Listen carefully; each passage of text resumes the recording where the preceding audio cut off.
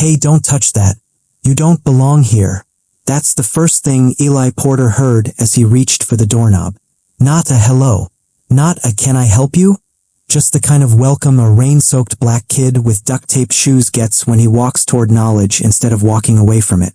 And he wasn't even inside the library yet. Seattle's sky was spitting cold drizzle, and Eli had no umbrella. The soles of his shoes peeled back with every step. But this place, Bridgeview Community Library, was more than shelter. It was hope, even if hope had guards at the door. What no one realized was that this 13-year-old wasn't here to loiter. He was about to solve a math problem that had sat unanswered in a Harvard lecture hall for 10 years. But first, he had to earn the right to sit down. The February rain wasn't heavy, but it was cold enough to slip through the seams of his jacket. Eli moved with a slight limp across the empty plaza. His shoes, canvas torn at the toes, squished with every step. No one noticed him. That was fine. He just needed somewhere warm, dry, and quiet. Somewhere he wouldn't be asked too many questions. The door creaked faintly as he pushed it open. Inside, golden light and the whisper of turning pages wrapped around him like a blanket. But before he could take more than a few steps, a sharp voice rang out. "Hey kid, no wet shoes in here. You're tracking water all over the floor." Eli lowered his eyes and turned to leave. He knew how this ended. Then came a second voice, calm, quiet, firm. "Let him be, Terry. He's not here to cause trouble." Vanessa Remington, the head librarian, stepped out from the shelves. Her gaze was steady. She didn't scold, just gestured toward the reading alcove. Eli nodded and slipped away, leaving a trail of rainwater behind. He settled at a corner table, placing his notebook beside a thick book, Advanced Concepts in Geometry. From a distance, Vanessa watched. This wasn't the first time she'd seen him read like that. But upstairs, someone else watched too. An older man in a quiet loft. Charles Remington. He didn't believe in library miracles anymore. But today, the boy with broken shoes walked through the door, and something shifted. The next morning, the rain had dried but the cold remained sharp. Eli was back. Same hoodie, same duct-taped shoes, same quiet footsteps across the linoleum floor. No one greeted him. No one tried to stop him this time either. He headed straight for the same corner, slid into the same chair, and pulled out the same textbook that should have been far above his reading level. Vanessa stood behind the main desk, pretending to sort interlibrary returns, but her eyes kept drifting toward the boy.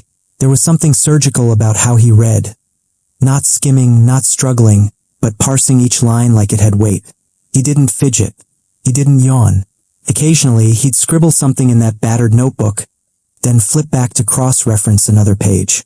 She'd seen college students drift in and out of this place with less focus than this kid. By the third day, her curiosity outweighed her silence. She approached his table with a cautious smile and spoke just above a whisper. "You understand any of that?" Eli glanced up, unsure if it was a test. He didn't answer right away.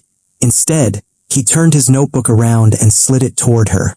On the page were neat, hand-drawn diagrams, precise arcs, labeled angles, and a side note referencing a theorem she hadn't seen since her undergrad days. "This part," he finally said, pointing.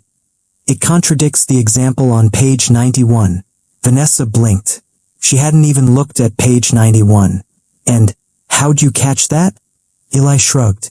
"Just didn't make sense." Then he quietly took the notebook back, as if embarrassed by what he knew. That night, Vanessa brought it up over dinner with her father, Charles. She recounted the boy's precision, the way he dissected the content like he'd written it himself. Charles didn't react, just kept eating. But later, long after the house had gone quiet, he walked back to the library alone. He wanted to see what kind of 13-year-old carried that kind of mind, and what kind of silence had shaped it. The next time Eli came in, he found a different book waiting at his usual table. It wasn't the one he'd hidden. It was thicker, older, the kind of volume librarians didn't normally leave lying around. Problem sets from the International Mathematics Olympiad 1972 to 2005. Eli looked around, unsure if it was a trap, but no one said a word. So he opened it, and within minutes, was lost in the maze of numbers. From the loft upstairs, Charles Remington watched through the slats in the railing, arms folded across his chest. He didn't believe in coincidences, not at his age. He wanted to see if this boy was simply curious, or something else entirely. For the next few days, he rotated out the books. Topology, non-Euclidean geometry, linear algebra, always a little harder than the last. And Eli? He never flinched, just read, solved, doodled diagrams in the margins of his own notebook. Once, he even taped a torn page back together and annotated the correction in pencil. Vanessa noticed the changes too. She hadn't asked her father about the book placements. Didn't have to. She could feel his fingerprints all over it. But what struck her more was Eli's quiet hunger. He never asked for help, never tried to impress. He showed up every morning before the library technically opened, waiting on the front steps with his hoodie pulled tight and his socks damp from frost. He never complained, never made noise, just walked to his corner and opened a new door to the universe. One evening, after Eli had left, Vanessa wandered over to his seat to tidy up. There was a scrap of paper left behind, a small square torn from the corner of his notebook. On it, a complex equation was scribbled, followed by a solution, and then, underneath, a single word in shaky handwriting. Why? She stood there for a long moment, holding that paper. It wasn't a mistake. It wasn't frustration. It was a question asked by someone who saw beyond answers. Someone who wanted to know how the world fit together. Upstairs, Charles stepped out of the shadows. "He left that on purpose," he said quietly. Vanessa turned. "You think he knows he's being tested?" Charles didn't smile. He just nodded once. "The real question is, why hasn't anyone noticed him sooner?" The next day, a folded sheet of graph paper sat neatly on Eli's table. No book this time, just the page and a pencil beside it. At the top, in precise lettering, it read, "The Cartwright conjecture, revised, determine the critical vector that minimizes the fifth-dimensional decay." Eli blinked. He had no idea what the Cartwright conjecture was, and certainly no idea that the version in front of him had been posed 10 years earlier during a Harvard symposium. Back then, no one had solved it. The problem faded into academia, footnoted in journals, left untouched. But Eli didn't know that. He saw an equation, a challenge, and his fingers twitched with instinct. He didn't solve it all in one sitting. He didn't even try to. Instead, he worked around it, redrew the graph 3 different ways, scribbled across 2 more pages he brought from home. Every day that week, he added a new line, a new angle. On the 4th day, Vanessa found him still there when the lights flickered at closing time. "Library's closed, Eli." He looked up, startled, then sheepish. "Sorry. Just finishing this thought." He tore the final sheet from his notebook and laid it over the original graph paper. It was messy, but there was a trail, a logic that spiraled inward until it found stillness. A final value circled in red, one he didn't even sign. He left it there, unaware that the paper would not be thrown out.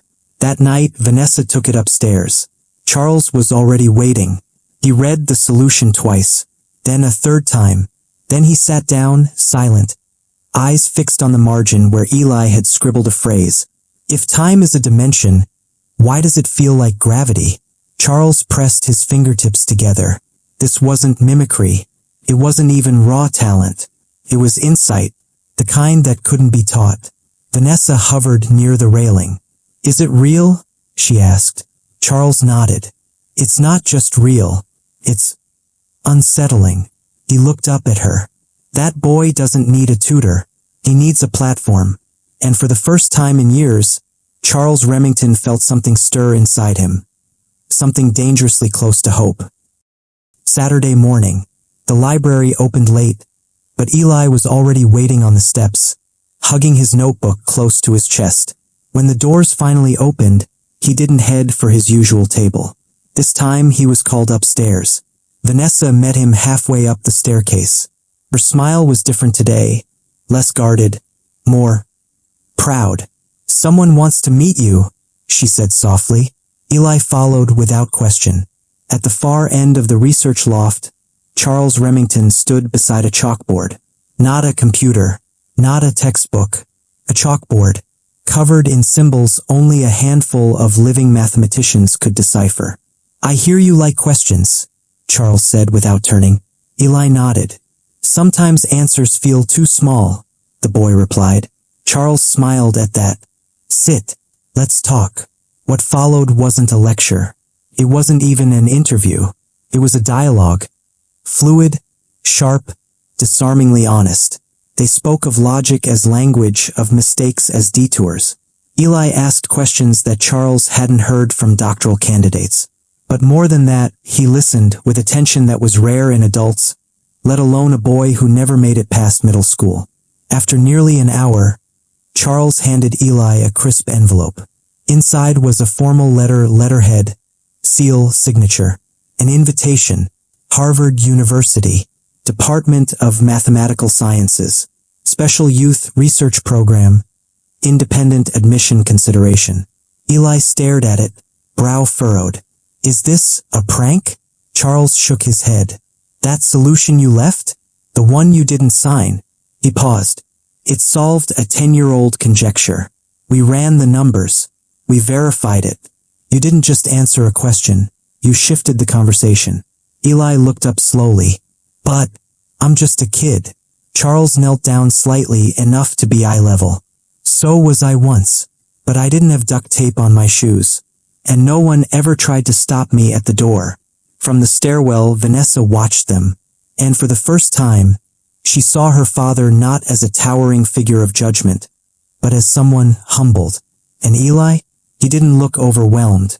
He looked ready. 3 weeks later, Eli boarded his first flight, not with a suitcase, but with a backpack stuffed with books and a pair of brand new shoes someone had quietly left for him at the library. Vanessa stood beside him at the gate, holding a folder of enrollment forms and research permissions. She had signed each one herself, as Eli's academic sponsor. Charles waited nearby, arms folded, hiding something that looked dangerously close to pride. The plane lifted off just after sunset, taking with it not just a boy, but a proof. Proof that brilliance doesn't ask for permission, that genius doesn't wear polished shoes or carry a transcript. Sometimes, it just walks through the rain and waits for someone to say, "Come in." Back in Seattle, the Bridgeview Community Library changed in quiet but permanent ways. A new bulletin board was installed near the front, titled Questions Worth Asking. And every week, Vanessa posted one of Eli's old problems on it. Just a slip of paper, always signed, EP. But the biggest change happened upstairs. For the first time in years, Charles returned to the university as a guest speaker, not in a lecture hall, but at a public school in South Seattle. He carried with him a single photo. Eli, hunched over that battered notebook, mid-thought, mid-question. This boy, he told the students, was never tested by a system. He tested it, and it failed to notice him, until he broke its silence. He paused, looked around the room. So don't let the world measure you by what you lack. Sometimes what you lack is exactly what keeps you original. The clip of that talk, just 3 minutes long, went viral within a week. News outlets picked up the story. People reposted Eli's equations, circled in red. Others started mailing books to Bridgeview Library, addressed simply to the boy who asked why. But Eli never wanted attention.